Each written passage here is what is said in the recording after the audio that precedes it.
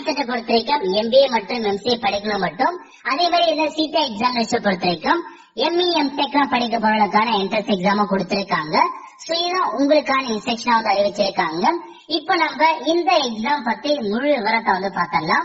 அதுக்கு தேர்டா கொடுத்திருக்காங்க பாருங்க, இன்ஃபர்மேஷன் வவுச்சர்னு.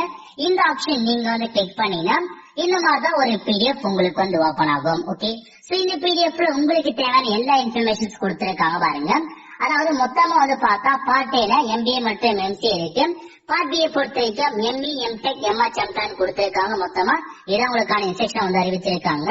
சோ அப்படி கீழே போனா உங்களுக்கு வந்து எந்தெந்த இடத்துல நீங்க உங்களுக்கு ஆஃபர் கிடைக்கும், எந்த சீட்லாம் கிடைக்கிறா தெளிவா கொடுத்திருக்காங்க பாருங்க. அதாவது அண்ணா யூனிவர்சிட்டி கேம்ப்ல கண்டிப்பா உங்களுக்கு வந்து கிடைக்க போகுது. அது கீழே இருக்க எல்லா கல்லூரிலுமே உங்களுக்கான சீட் வந்து கிடைக்கும்.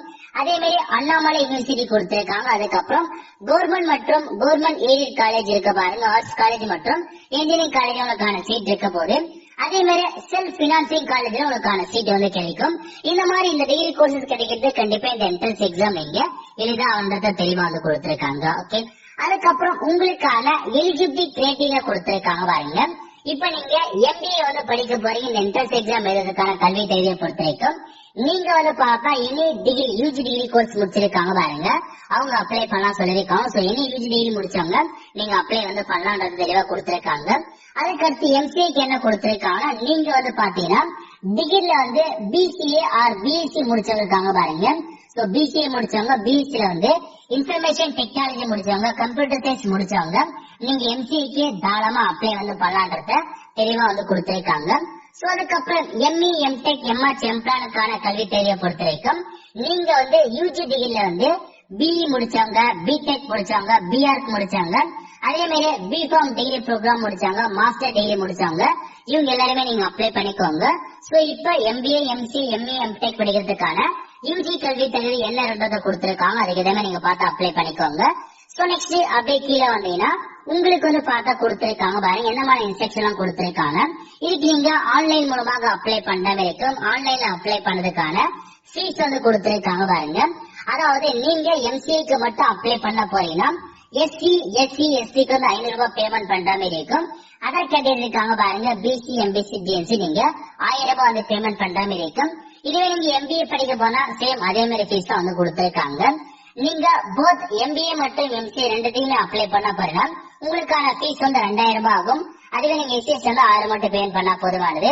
அதே மாதிரி ME MTech MHM படிக்க போறவங்களுக்கு SCSCக்கு 900 ரூபாய் கொடுத்திருக்காங்க. அதர் கேட்டகரிக்கு 1008 ரூபாய் நீங்க ஃபீஸா வந்து பேமெண்ட் பண்ற மாதிரி இருக்கும். ஓகே, அதுக்கு அடுத்து உங்களுக்கான என்ட்ரன்ஸ் எக்ஸாமுக்கான தேதி கொடுத்திருக்காங்க பாருங்க. MCA மற்றும் MBAக்கான எக்ஸாமினேஷன் பொறுத்த வரைக்கும் 9/3/2024 அன்னைக்கு நடைபெற போது. MCA பொறுத்த வரைக்கும் காலையில உங்களுக்கான எக்ஸாம் இருக்க போது, MBA பொறுத்த வரைக்கும் மதியம் உங்களுக்கான எக்ஸாமினேஷன் இருக்க போது. அதே மாதிரி ME MTech MHM எக்ஸாம் பொறுத்த வரைக்கும் 10ஆம் தேதி உங்களுக்கு காலையில உங்களுக்கான எக்ஸாம் இருக்க போது. ஓகே, எக்ஸாம் சென்டர் பொறுத்த வரைக்கும் மொத்தமா 15 சென்டர் கொடுத்திருக்காங்க. உங்களுக்கு நியரஸ்ட் எங்க இருக்கு அங்க போய் நீங்க எக்ஸாம் வந்து செலக்ட் பண்ணிக்கலாம். அதுக்கப்புறம் நீங்க எக்ஸாமுக்கான ஹால் டிக்கெட்டை சேம் இதே வெப்சைட் ரிலீஸ் பண்ணுவாங்க, அதை போய் நீங்க டவுன்லோட் பண்ணிக்கலாம். ஒருவேளை நீங்க ஹால் டிக்கெட் வந்து பார்த்தா மிஸ் பண்ணிட்டீங்கன்னா 300 ரூபாய் நீங்க பேமெண்ட் பண்ணி திரும்ப ஹால் டிக்கெட் நீங்க வாங்குற மாதிரி இருக்கும். நீங்க எக்ஸாமினேஷன் முடிச்சதுக்கு அப்புறம் உங்களுக்கான ரிசல்ட் வந்து எழுதாங்க ஸ்கோர் கார்டு மாதிரி. அந்த ஸ்கோர் கார்டு நீங்க 10 நாட்களுக்குள்ள வெப்சைட் டவுன்லோட் பண்ணிக்கலாம். 10 நாட்களுக்குள்ள நீங்க மிஸ் பண்ணீங்கன்னா 300 ரூபாய் கட்டி திரும்ப அந்த ஸ்கோர் கார்டு நீங்க வாங்குற மாதிரி இருக்கும். ஓகே, சோ அதுக்கப்புறம் உங்களுக்கான சிலபஸ் எல்லாம் கொடுத்திருக்காங்க பாருங்க. இந்த என்ட்ரன்ஸ் எக்ஸாமுக்கான சிலபஸ் MBAக்கு என்ன கொடுத்திருப்பாங்க, MCAக்கு என்ன கொடுத்திருப்பாங்க எல்லாமே தெளிவா வந்து அறிவிச்சிருக்காங்க. எக்ஸாம் எழுத போறவங்க இந்த சிலபஸ் ரெஃபர் பண்ணவே நீங்க ஈஸியா வந்து பாஸ் பண்ணிடலாம். ஓகே, அதே மாதிரி உங்களுக்கான எக்ஸாம் பேட்டர்ன் கொடுத்திருக்காங்க. MBA பொறுத்த வரைக்கும் மொத்தமா 100 கொஸ்டின்ஸ் கேட்பாங்க, MCAக்கு 100 கொஸ்டின் தான். மொத்தமா வந்து பார்த்தா உங்களுக்கு நெகட்டிவ் மார்க் கொடுத்திருக்காங்க, செக் பண்ணி பாத்துக்கோங்க. அதுக்கப்புறம் ME MTech பொறுத்த வரைக்கும் பார்ட் 1 பார்ட் 3 வரைக்கும் மொத்தமா 3 பார்ட்டா பிரிக்கிறாங்க. அதுக்கேற்ற மாதிரி தான் உங்களுக்கான எக்ஸாம் இருக்க போகுது. ஓகே, அவ்வளவு. சோ இதான் வந்து நோட்டிபிகேஷன்ல கொடுத்திருக்க மொத்த இன்ஃபர்மேஷன். சோ தெளிவா நீங்க படிச்சுட்டு அப்ளை வந்து பண்ண பாருங்க. சோ அப்ளை பண்றதுக்கான கடைசி தேதியை பொறுத்த வரைக்கும் உங்களுக்கு வந்து பாத்தீங்கன்னா லாஸ்ட் தேதி கொடுத்திருக்காங்க 7/2/2024. அதுக்குள்ள இந்த எக்ஸாமுக்கு என்ட்ரன்ஸ் எக்ஸாமுக்கு நீங்க ஆன்லைன் மூலமாக அப்ளை பண்ணிக்கோங்க.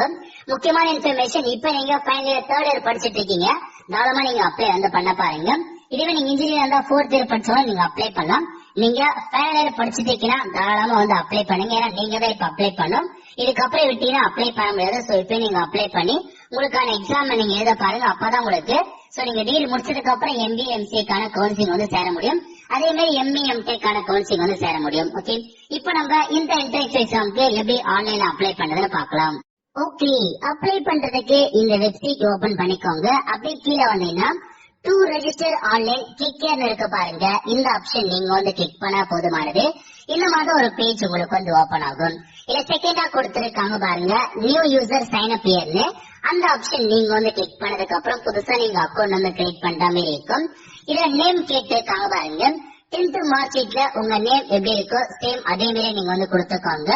இதுல என்ட்ரி பண்ண நேம் வந்து பார்த்தா உடைய மார்க் ஷீட் மற்றும் ஹால் டிக்கெட்ல சேம் அதே மாதிரி நேம் தான் வந்து ஷோ ஆகும். அதுக்கேற்ற மாதிரி உங்க நேம நீங்க கரெக்டா வந்து கொடுத்துக்கோங்க. அதுக்கப்புறம் மெயில் ஐடி கேட்டிருக்காங்க பாருங்க. இதுல போயிட்டு உங்களுக்கான மெயில் ஐடி நீங்க கரெக்டா வந்து கொடுத்துக்கோங்க, மிஸ்டேக் இல்லாத.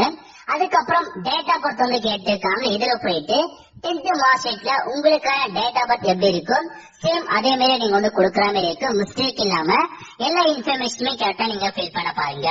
என்ட்ரி பண்ணி முடிச்சதுக்கு அப்புறம் பாஸ்வேர்ட் கேட்டிருக்காங்க. இதுல போயிட்டு உங்களுக்கு பிடிச்ச பாஸ்வேர்ட் நீங்க வந்து கிரியேட் பண்ணிக்கோங்க. கன்ஃபார்ம் பாஸ்வேர்ட்ல போயிட்டு திரும்ப நீங்க அதே பாஸ்வேர்ட் வந்து கொடுக்குற மாதிரி இருக்கும். அதுக்கப்புறம் மொபைல் நம்பர் கேட்டிருக்காங்க. இதுல போயிட்டு உங்க மொபைல் நம்பர் கொடுத்திருக்காங்க. அதுக்கப்புறம் கோர்ஸ் கேட்டிருக்காங்க. நீங்க எந்த கோர்ஸ் அப்ளை பண்ண போறீங்க, MBAவா இல்ல MCAவா ME MTech MH தானா, இதுல வந்து பார்த்தா போத் MBA மற்றும் MCAக்கு அப்ளை பண்ண போறன்றத நீங்க கொடுக்குற மாதிரி இருக்கும். சோ நீங்க எந்த கோர்ஸ்க்கான என்ட்ரன்ஸ் எக்ஸாம் எழுத போறீங்களோ அதை கரெக்டா தெளிவா நீங்க வந்து ஃபில் பண்ணுங்க. ஏன்னா நீங்க ஒவ்வொருத்துக்கும் ஃபீஸ் கண்டிப்பா எக்ஸ்ட்ராவா நீங்க பேமெண்ட் பண்ற மாதிரி இருக்கும். MBA மட்டும் MBA பண்ணுங்க, MCA மட்டும் MCA பண்ணுங்க, இல்ல MBA மட்டும் MCA ரெண்டுமே பண்ண போறோம் நீங்க வந்து கிளிக் பண்ணிக்கோங்க. ஓகே, கிளிக் பண்ணி முடிச்சதுக்கு அப்புறம் அப்படியே கீழே வந்தீங்கன்னா ரெஜிஸ்டர் அப்படின்ற ஆப்ஷனை கிளிக் பண்ணா போது உங்களுக்கான அக்கௌண்ட் வந்து பார்த்தா வந்து கிரியேட் ஆயிடுச்சு. அக்கௌண்ட் வந்து கிரியேட் பண்ணியாச்சு. இப்ப நீங்க ஃபர்ஸ்டே கொடுத்திருக்காங்க பாருங்க லாகின், அந்த ஆப்ஷன் நீங்க வந்து கிளிக் பண்ணிட்டு நீங்க கொடுத்த மெயில் ஐடி அக்கௌண்ட் கிளிக் பண்ணதுல என்ன மெயில் ஐடி கொடுத்தீங்க அதே மாதிரி எந்த பாஸ்வேர்ட் கிளிக் பண்ணா ரெண்டுமே நீங்க வந்து கொடுத்துட்டு லாகின் அப்படின்ற ஆப்ஷன் நீங்க வந்து கிளிக் பண்ணினா இந்த மாதிரி டேஷ்போர்ட் ஓபன் ஆயிடுச்சு. மொத்தமா 7 ஸ்டெப்ஸ் கொடுத்திருக்காங்க. ஒன் வேனா நம்ம வந்து ஃபில் பண்ற மாதிரி இருக்கும். ஓகே, சோ முதல்ல ஜெண்டர் கேட்டிருக்காங்க பாருங்க. நீங்க எந்த ஜெண்டர் சொன்னாங்க, மேலா ஃபீமேலான்றத நீங்க கொடுத்துக்கோங்க. நெக்ஸ்ட் நேஷனாலிட்டி இந்தியன் அப்படின்ற ஆப்ஷன் நம்ம வந்து செட் பண்ணிக்கலாம். அதுக்கப்புறம் ரிலீஜன் கேட்டிருக்காங்க. நீங்க இந்துவா முஸ்லிமா கிறிஸ்டின் அந்த மாதிரி உங்களுக்கான மதம் என்னவோ அதை நீங்க வந்து செட் பண்ற மாதிரி இருக்கும். அதுக்கப்புறம் கம்யூனிட்டி கேட்டிருக்காங்க. நீங்க பிசியா MBCயா SC ST அந்த மாதிரி உங்களுக்கான கம்யூனிட்டி நீங்க வந்து கொடுத்துக்கோங்க. அதுக்கப்புறம் அதுல சப்காஸ்ட் கேட்டிருக்காங்க. சப்காஸ்டுக்கான கோடை தான் நீங்க ஃபில் பண்ற மாதிரி இருக்கும். கிளிக் டு கெட் கோட் அப்படின்ற ஆப்ஷன் நீங்க வந்து கிளிக் பண்ணீங்கன்னா உங்க கம்யூனிட்டிக்கான கோட்லாம் வந்து கொடுத்திருப்பாங்க. இதுல போயிட்டு உங்க கம்யூனிட்டி எதுவோ அதுக்கு நேரம் அதுக்கு முன்னாடி ஒரு கோடு மென்ஷன் பண்ணிருப்பாங்க. அந்த கோடை தான் நீங்க வந்து ஃபில் பண்ற மாதிரி இருக்கும். சோ கரெக்டா உங்க கம்யூனிட்டி நேரம் முன்னாடி கோடு இருக்கும். அந்த கோடை எடுத்துட்டு போயிட்டு இந்த பாக்ஸ் நீங்க அப்படியே வந்து டைப் பண்ணிக்கோங்க, மிஸ்டேக் இல்லாம கரெக்டா கோடை கொடுத்துக்கோங்க. அதுக்கப்புறம் நீங்க ஸ்ரீலங்கன் தமிழ் ரெஃப்யூஜியா இருக்கீங்கன்னா எஸ் கொடுத்துக்கோங்க. அப்படின்னா நீங்க நோ அப்படின்ற ஆப்ஷன் நீங்க வந்து செட் பண்ற மாதிரி இருக்கும். அதுக்கப்புறம் அட்ரஸ் கேட்டிருக்காங்க பாருங்க. இதுல போயிட்டு door number, street name, village name பாருங்க. ஃபுல் அட்ரஸ் நீங்க வந்து மென்ஷன் பண்ற மாதிரி இருக்கும். சோ நெக்ஸ்ட் உங்களுக்கான ஸ்டேட் கேட்டிருக்காங்க. இதுல போய் நம்ம தமிழ்நாடு கொடுத்துக்கலாம். அதை ஸ்டேட் தான் அதர்ஸ் அப்படின்ற ஆப்ஷன் நீங்க வந்து கிளிக் பண்ணிக்கோங்க. அதுக்கப்புறம் உங்களுக்கு போஸ்ட் மெட்ரிக் ஸ்காலர்ஷிப் எலிஜிபிலிட்டின்னு கேட்டிருக்காங்க. எலிஜிபிலிட்டி கொடுத்துக்கோங்க, இல்ல நோ செட் பண்ணிக்கோங்க. அதுக்கப்புறம் பின்கோடு கேட்டிருக்காங்க பாருங்க. சோ இதுல போயிட்டு உங்க ஊரோட பின்கோட கரெக்டா நீங்க வந்து கொடுத்துக்கோங்க. கொடுத்ததுக்கு அப்புறம் உங்களுக்கான குடும்ப ஆண்டு வருமானம் கேட்டிருக்காங்க. இதுல போயிட்டு உங்களுக்கான ஃபேமிலி இன்கம் கேட்டிருக்காங்க. எவ்வளவுக்குள்ள வருதோ அந்த ரேஜுக்கு ஏற்ற மாதிரி அதுக்கான ஆப்ஷன் நீங்க செட் பண்ணிக்கோங்க. நெக்ஸ்ட் நீங்க டிஃபரெண்ட் ஏபிள் பர்சனால என்னமான பர்சன்டேஜ் செட் பண்ண மாதிரி இருக்கும்.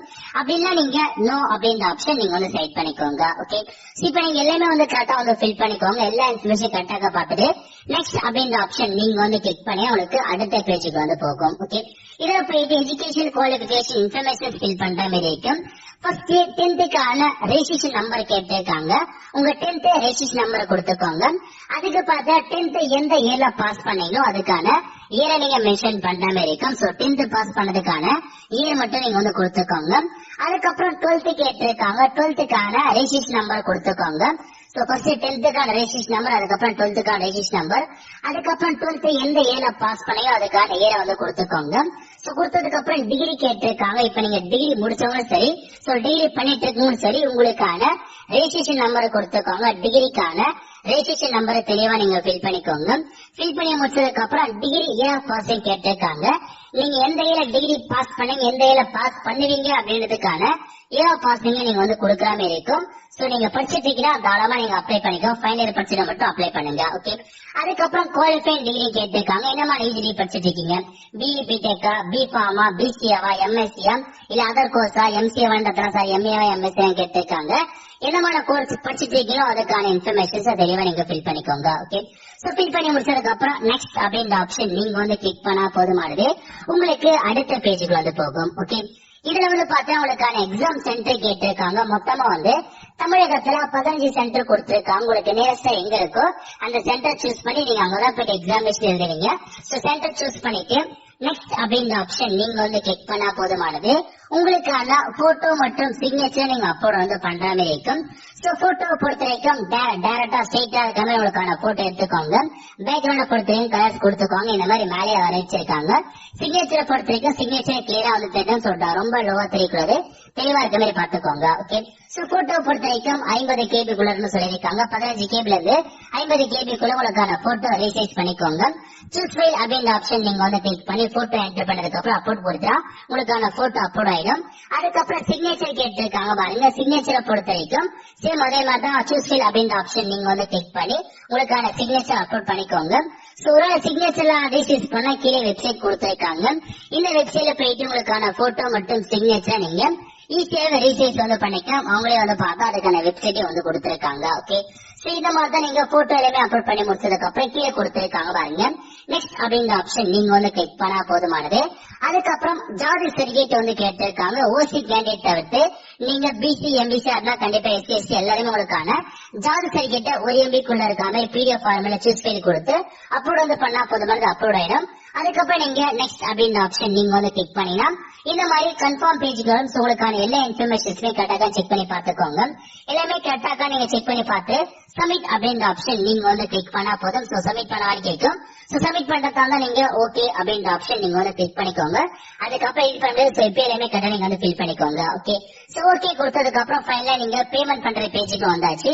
சோ பேமெண்ட் பொறுத்த வரைக்கும் எனக்கு வந்து 2000 ரூபாய் காமிது. காரணம் என்ன, எம்பிஏ எம்சி ரெண்டுமே கொடுத்திருக்கு. அதன் காரணமாக 2000 வந்து காமிது. ஒரு சப்ஜெக்ட் மாதம் எம்பிஏ மட்டும் 1000 ரூபாய் காமிக்கும். 2 தலா 2000 வந்து காமிக்குது. செலவே கொடுத்து மேக் பேமெண்ட் அப்படின்ற ஆப்ஷன் நீங்க வந்து கிளிக் பண்ணினா உங்களுக்கு பேமெண்ட்ல எக்கச்சக்கமான ஆப்ஷன்ஸ் கொடுத்திருக்காங்க பாருங்க. நெட் பேங்கிங் கொடுத்திருக்காங்க, கிரெடிட் கார்டு கொடுத்திருக்காங்க, டெபிட் கார்டு கொடுத்திருக்காங்க, யூபிஐ கொடுத்திருக்காங்க. ஏதாச்சும் ஒரு பேமெண்ட் மெத்தட் யூஸ் பண்ணி நீங்க பேமெண்ட் வந்து பண்ணதுக்கு அப்புறம் உங்களுக்கான அப்ளிகேஷன் ஃபார்ம் வந்துடும். அந்த அப்ளிகேஷன் ஃபார்மை நீங்க சேவ் பண்ணி வச்சுக்கோங்க. இதுக்கப்புறம் உங்களுக்கான எக்ஸாம் ஹால் டிக்கெட் சேம் இதே வெப்சைட் அப்டேட் பண்ணுவாங்க. அதுல போயிட்டு உங்களுக்கான யூசர் நேம் மற்றும் பாஸ்வேர்ட் கொடுத்து லாகின் பண்ணி உங்களுக்கான ஹால் டிக்கெட் டவுன்லோட் பண்ணிக்கோங்க. டவுன்லோட் பண்ணிட்டு அந்த ஹால் டிக்கெட்ல எக்ஸாம் சென்டர் கொடுத்திருப்பாங்க. அங்க போயிட்டு உங்களுக்கான எக்ஸாமினேஷன் எழுதுற மாதிரி இருக்கும். எக்ஸாமினேஷன் முடிச்சதுக்கு அப்புறம் உங்களுக்கு ரிசல்ட் வரும். அதுக்கப்புறம் உங்களுக்கான ஸ்கோர் கார்டு கொடுப்பாங்க. அந்த ஸ்கோர் கார்டு நாம நீங்க வந்து பார்த்தா டவுன்லோட் பண்ணி வச்சுக்கோங்க. எனக்கு ரொம்ப வந்து இம்பார்ட்டன்டா இருக்கும். So hall ticket score card தெளிவா நீங்க சேவ் பண்ணி வச்சுக்கோங்க.